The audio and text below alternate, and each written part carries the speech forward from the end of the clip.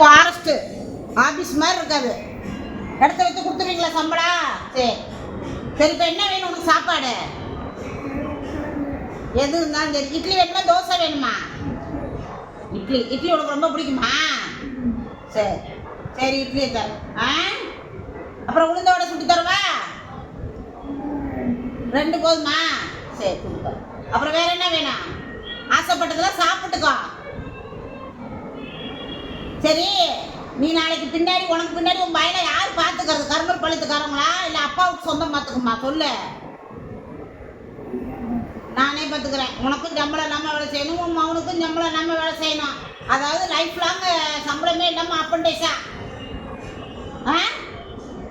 சொல்லுமா. சம்பளம் எப்போ தருவீங்க? நீங்கள் தருவீங்களா இல்லை சாமி தருவாரா? சொல்லு. சாமி தருவாருன்னு சொல்லு. சொல்லுங்களா. தருவார், சாமி தருவார்.